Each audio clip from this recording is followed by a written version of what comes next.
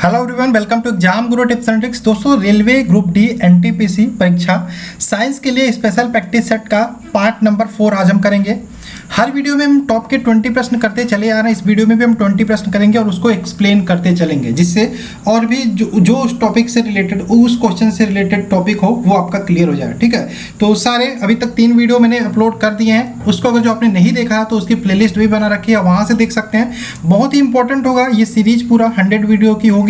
और मैंने पहले भी बताया था, मैं फिर से बता देता हूँ, लगभग 55 वीडियो में हम बायोलॉजी कवर करेंगे। 55 सेट आपके बायोलॉजी चलेंगे, लगभग 30 से 35 वीडियो तक आपके फिजिक्स चलेंगे। उसके बाद बाकी बचे हुए वीडियोज में आपके 10 से 15 कोशिश करूंगा केमिस्ट्री के वीडियो लेकर आऊं। ठीक है, तो हर वीडियो इंपॉर्टेंट है, पूरे साइंस को हम कवर करेंगे इन 100 वीडियो को मिला के। तो आशा है आप वीडियो को शुरू से अंत तक देखेंगे, स्किप नहीं करेंगे। आप अपना स्कोर मुझे कमेंट करके बताइएगा कि आपने कितने प्रश्नों के सही उत्तर दिए। तो चलिए शुरू करते हैं। और एक चीज मैं कहना चाहता हूँ, जिन लोगों का भी साइंस वीक है उनके लिए यहाँ पे रेलवे परीक्षा special group D NTPC science का स्पेशल पीडीएफ आपको यहाँ मिल रहा है। लिंक आपको डिस्क्रिप्शन में मिल जाएगी। ये पीडीएफ आपके हर एग्जामों में काम आने वाली है और स्पेशली रेलवे एग्जाम्स को ध्यान में रख के बनाई गई है। तो चलिए आइए शुरू करते हैं। पहला प्रश्न आपके सामने स्क्रीन पर रहा, निम्नलिखित में से किस में अस्थि पंजर बिल्कुल नहीं होता? अस्थि पंजर यानी कि हड्डियां बिल्कुल नहीं होती। तो इसका आंसर क्या होगा? तो अस्थि पंजर बिल्कुल नहीं होता। किस में नहीं होता? सिल्वर फिश, ध्यान रखिएगा, सिल्वर फिश में नहीं होता। सिल्वर फिश में अस्थि पंजर बिल्कुल नहीं होता। लेकिन अब आप कहोगे सिल्वर फिश तो ऑप्शन में नहीं है, लेकिन आप ध्यान रख सकते हो सिल्वर फिश में आपका अस्थि पंजर बिल्कुल नहीं होता। और इसी सिल्वर फिश को हम कहते हैं रजत मीन। क्या कहते हैं? रजत मीन कहते हैं। यानी कि यहाँ पे कौन सा ऑप्शन सही हो जाएगा? ऑप्शन नंबर डी, रजत मीन इसका राइट आंसर हो जाएगा। देखो, दोनों मैंने इसलिए बताया क्योंकि मान लो आपके एग्जाम में सिल्वर फिश आ गया तो सिल्वर फिश आपको ध्यान रहना चाहिए कि निम्नलिखित में से किसमें अस्थि पंजर बिल्कुल नहीं होता। तो सिल्वर फिश या रजत मीन, यहाँ पे दोनों ऑप्शन ध्यान रखिएगा। नेक्स्ट क्वेश्चन की बात करें, क्वेश्चन नंबर 2, निम्नलिखित में से किसी पेड़ का लगभग देखो ये क्वेश्चन कई बार एग्जामों में आया है। किसी पेड़ की आयु ज्ञात करने के लिए किस प्रकार से निर्धारित की जाती है? 4 ऑप्शन है। शाखाओं की संख्या को गिनकर, पेड़ की ऊंचाई मापकर, तने का व्यास मापकर, तने की वलियों को गिन के। आप जब पेड़ को काटते होंगे तो देखते होंगे इस प्रकार की कुछ तने में कुछ वलय होती हैं, ठीक है, इस प्रकार की। तो मेन जो इसका सही आंसर होगा, लगभग मुझे लगता है 95% बच्चे इसका आंसर जानते होंगे। तने की वलयों को गिन के किसी भी पेड़ की आयु ज्ञात की जाती है। ठीक, आगे चले नेक्स्ट क्वेश्चन पे। क्वेश्चन नंबर 3, निम्नलिखित में से सबसे ऊंचा पक्षी कौन सा है? तो सबसे ऊंचा पक्षी, तो इसका भी क्वेश्चन बहुत सारे बच्चे जानते होंगे। तो सबसे ऊंचा पक्षी कौन सा? शुतुरमुर्ग है। कौन सा है? शुतुरमुर्ग है। शुतुरमुर्ग के बारे में बहुत सारी बातें आपको पता होनी चाहिए। इसकी ऊंचाई लगभग 9 फीट तक होती है। और बात करें, इसका सबसे अच्छा बात लगता है ये कि 70 किलोमीटर पर घंटे की रफ्तार से दौड़ सकता है। लेकिन ये 70 किलोमीटर पर घंटे की रफ्तार से दौड़ सकता है, लेकिन ये थकता भी जल्दी है। यानी कि लगभग 70 किलोमीटर पर घंटे की रफ्तार से दौड़े तो आधा घंटे यानी कि मैक्सिमम 30 मिनट तक ये दौड़ सकता है। वजन की बात करें तो लगभग 155 kg तक होता है। ठीक है, शुतुरमुर्ग। और बात कर लें इसकी एज की, यानी कि आयु, लाइफ कितनी होती है? तो ये 75 आयु, ध्यान रखिएगा, 75 की आयु तक ये जिंदा रहता है, इसकी लाइफ होती है। ठीक, तो ये शुतुरमुर्ग से रिलेटेड आपके कुछ पॉइंट थे, इनको देख लीजिएगा। बाकी निम्नलिखित में से सबसे ऊंचा पक्षी कौन सा है? तो शुतुरमुर्ग है, ये ध्यान रखिएगा। और एक चीज और मैं बताना चाहता हूँ, इसीलिए इसे दुनिया का सबसे बड़ा पक्षी, देखो क्वेश्चन में पूछ ले दुनिया का सबसे बड़ा पक्षी, तब भी आप शुतुरमुर्ग लगाओगे। और एक पॉइंट और ध्यान रखिएगा, शुतुरमुर्ग पाया कहाँ जाता है? तो यहाँ पे ध्यान रखिएगा, अफ्रीका महाद्वीप। कहाँ पे? अफ्रीका महाद्वीप। ठीक है, अफ्रीका महाद्वीप में विशेषकर क्या पाए जाते हैं? शुतुरमुर्ग पाए जाते हैं। ठीक, आगे चले नेक्स्ट क्वेश्चन पे। क्वेश्चन नंबर 4, निम्नलिखित में से किस एक प्राणी को किसान का मित्र कहते हैं? लगभग 90% बच्चे इस क्वेश्चन का आंसर अभी दे चुके होंगे।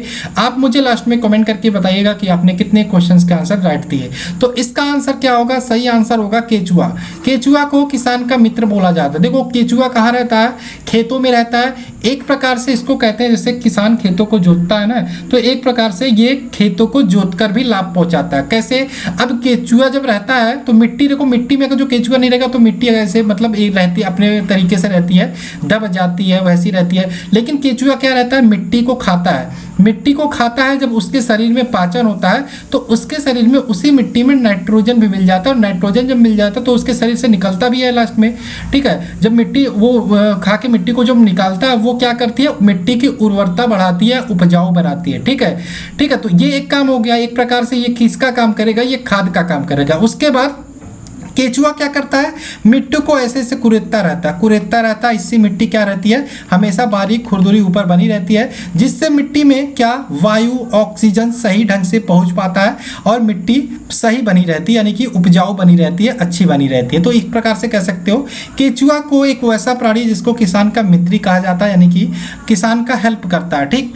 नेक्स्ट क्वेश्चन की बात करें, निम्नलिखित में से किस जीव में पसलियों की संख्या सबसे अधिक होती है। तो बहुत ही अच्छा क्वेश्चन है, तो ध्यान रखिएगा। सांप की बात करें, सांप में सबसे ज़्यादा पसलियाँ या फिर बोन्स होती हैं। लगभग में ध्यान रखना, लगभग में 200 से 400 बोन्स सांप में पाई जाती हैं। तो पसलियों की संख्या सबसे ज़्यादा किस में होती है, सांप में होती है। ऑप्शन नंबर 20 का राइट आंसर होगा। क्वेश्चन नंबर 6 की बात करें, निम्नलिखित में से किसका संवर्धन या वनवर्धन सिल्वीकल्चर के साथ है। सिल्वीकल्चर के साथ है, किसका संवर्धन या वनवर्धन, तो ध्यान रखिएगा जंगली फसलें। ऑप्शन नंबर डी इसका राइट आंसर होगा। मुझे कुछ कमेंट्स आए थे कि सर आप प्रश्नों की संख्या बढ़ा दो, 25 कर दो, 30 कर दो। मेरा मानना है इससे कोई मतलब नहीं होता, आप रेगुलर कितना हो ये फर्क पड़ता है। आप क्या करना है, आपको जितने लोगों ने PDF लिया साइंस का उनके लिए अच्छी बात है, टारगेट बना के चलना। देखो एक स्टेप बाय स्टेप मैं तैयारी करवा रहा हूँ, टारगेट आपको बना के चलना। 30 दिन में आप वो PDF कंप्लीट करोगे, कैसे करोगे वो आपका मतलब है, ठीक है। उसके साथ ही मैंने आपको बोल दिया कि जो मैं ये प्रैक्टिस सेट करा रहा हूँ 20 क्वेश्चन का, इसको डेली 1 लाइनर आप बनाते चलना। डेली वीडियो को देख के 1 लाइनर बनाते चलना, उससे रिलेटेड जो इंपॉर्टेंट पॉइंट होगी वो लिखते चलना। 100 यहाँ से आपके वीडियो मिलेंगे प्लस आपका PDF। साइंस के लिए काम आपका खत्म है। बाकी स्टैटिक जीके का मैं PDF बना रहा हूँ, वो आपको प्रोवाइड करूंगा, उसके वीडियोज भी मैं प्रोवाइड करूंगा। वहां से आपके जीके के काम क्लियर है। मैथ की प्रैक्टिस सेट चल रही है, रीजनिंग की भी प्रैक्टिस सेट चल रही है, वो अवेलेबल है। रीजनिंग का तो अभी कई दिनों से दिया नहीं मैंने, तो उसके लिए सॉरी, मैं जल्दी कुछ करता हूँ उसके लिए, ठीक है। बाकी आप स्टेप बाय स्टेप चलो, आपकी तैयारी बहुत अच्छी होगी। तो इसका आंसर मैंने बताया जंगली फसलें। आगे बात करें नेक्स्ट क्वेश्चन की, सपाट पैरों वाला ऊंट रेगिस्तान में आसानी से चल सकता है, क्योंकि क्यों चल सकता है सपाट पैरों वाला विच, देखो सॉरी ऊंट। तो इसका सीधा सीधा आंसर होता है कि संपर्कगत पृष्ठ का क्षेत्र बढ़ जाने से रेत पर दाब जो होता है वो कम हो जाता है। क्या होता है, रेत पर दाब कम हो जाता है, इस कारण ऊंट रेगिस्तान पर आसानी से चल जाता है, ठीक है। अब एक और चीज़ ध्यान रखिएगा, ऊंट पानी भी कई दिनों तक बिना पानी पिए भी जीवित रह सकता है, ठीक है। ये क्वेश्चन आपका पार्ट 2 में आया था। अब इसीलिए 2 चीज़ें यहाँ पे देखो आती हैं, एक तो रेगिस्तान में चल सकता है आसानी से, एक तो कई दिनों तक बिना पानी के जीवित रह सकता है। इसलिए ऊंट को हम रेगिस्तान का क्या बोलते हैं, जहाज भी बोलते हैं, इसको भी ध्यान रखिएगा। क्वेश्चन नंबर 8 की बात करें, निम्नलिखित में से किस समूह के जानवरों के दांत नहीं होते हैं। तो किस समूह के जानवरों के दांत नहीं होते, तो मोर हो गया, शुतुरमुर्ग हो गया, कछुआ हो गया। इन तीनों को ध्यान रखिएगा, इन तीनों के दांत नहीं होते। तो ऑप्शन नंबर ए, मोर, शुतुरमुर्ग और कछुआ क्या नहीं होते, दांत नहीं होते। नेक्स्ट क्वेश्चन की बात करें, स्तनपायियों में श्वेत ग्रंथियां मूलतः होती हैं। स्तनपायियों में श्वेत ग्रंथियां मूलतः संबंधित होती हैं किससे, ताप नियमन से। ऑप्शन नंबर सी इसका राइट आंसर होगा।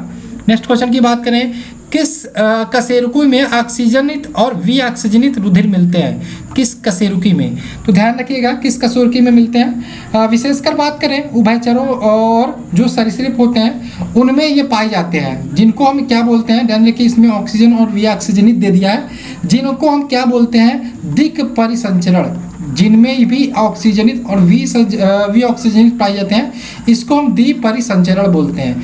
विशेषकर ये उभयचर और पक्षी वर्ग में पाए जाते हैं, ठीक है, सॉरी उभयचर और सरीसृपों में पाए जाते हैं, सरीसृपों में पाए जाते हैं। ऑप्शन देखो, ऑप्शन में उभयचर दिखाई दे रहा है, सरीसृप नहीं दिखाई दे रहा है, सरीसृप वर्ग नहीं दिखाई दे रहा है, यानी कि उभयचर इसका राइट आंसर होगा ऑप्शन नंबर बी, ठीक।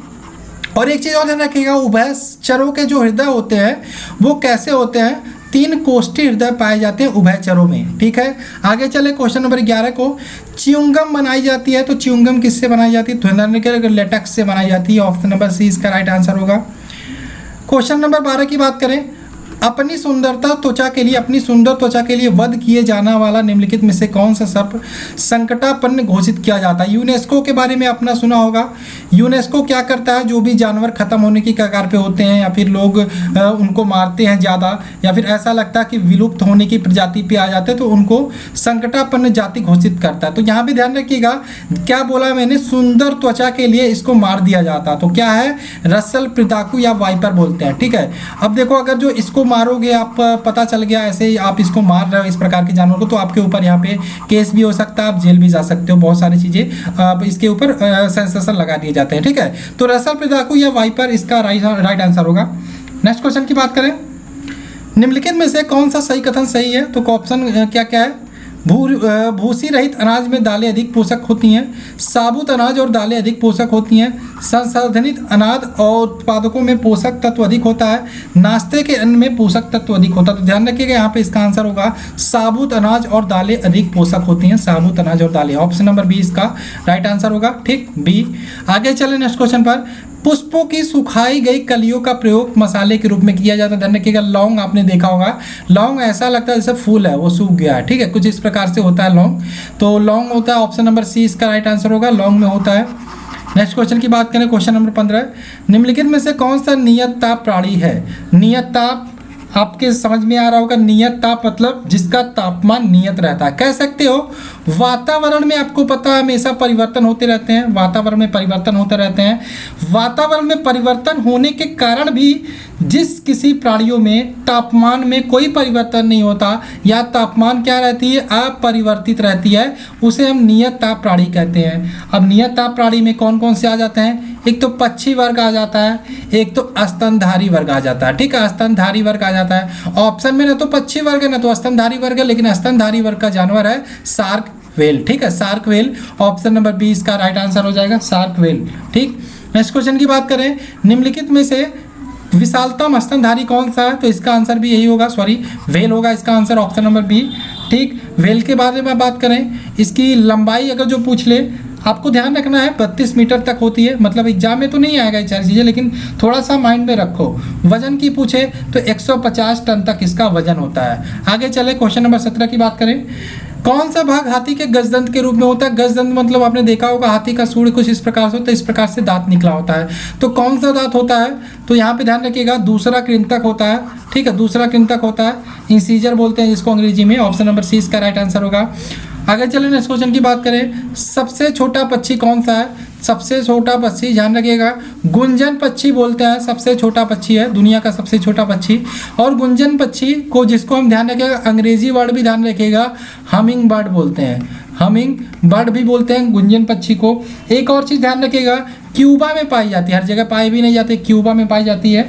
उसके बाद अकेला ऐसा पक्षी है जो आगे और पीछे दोनों तरफ उड़ सकता है। ठीक, आगे चलें नेक्स्ट क्वेश्चन की बात करें, जलीय जीवों को जीवित रहने के लिए अपेक्षित अनुकूल घुली हुई ऑक्सीजन का स्तर होता है। देखो आपको पता है वायुमंडल में ऑक्सीजन होता है जिससे मनुष्य जीवित रहता है, लेकिन जल की बात करें, जल में तो जो जानवर रहते हैं उनको ऑक्सीजन की जरूरत पड़ती है। अब इनको ऑक्सीजन के लिए क्या होना है, जल में भी कुछ मात्रा में आपके ऑक्सीजन घुले होते हैं। और शुद्ध जलीय वातावरण के लिए जो अपेक्षित अनुकूल ऑक्सीजन का स्तर होना चाहिए वो कितने मिलीग्राम प्रति लीटर होना चाहिए? तो 4 से 6 मिलीग्राम प्रति लीटर होना चाहिए। ऑप्शन नंबर ए इसका राइट आंसर होगा।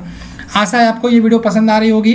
ठीक, कहीं पे कोई दिक्कत हो या फिर पीडीएफ लेने में कोई प्रॉब्लम हो तो आप 83 82 81 18 25 व्हाट्सअप नंबर है, इस पर आप डाउट पूछ सकते हो। फालतू का मैसेज मत करिएगा। ठीक है, पीडीएफ से रिलेटेड या फिर कुछ नॉलेज चाहिए या फिर कोई जानकारी चाहिए तब आप मैसेज कर सकते हैं। नेक्स्ट क्वेश्चन है, शिकार या परभक्षियों या बाधाओं का पता लगाने के लिए चमगादड़ अथवा डॉल्फिन किस परिघटना का प्रयोग करते हैं?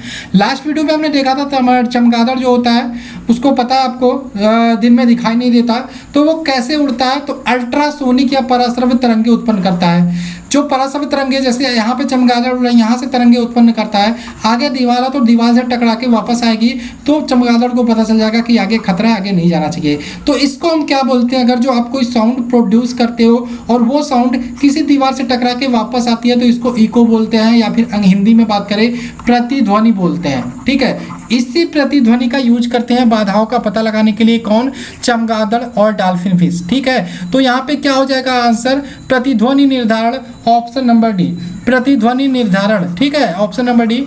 आशा है आपको ये वीडियो समझ में आई होगी, सारे क्वेश्चंस अच्छे लगे होंगे, तो जल्दी से वीडियो को लाइक कर देना। चलिए मिलते हैं नेक्स्ट वीडियो में, मिलते हैं। आज का देखो, आज का एम रखते हैं लाइक का कि कम से कम आप 250 लाइक जरूर करोगे, तो जल्दी से लाइक करो, शेयर करो। मिलते हैं नेक्स्ट वीडियो में। जय हिंद दोस्तों, जय भारत।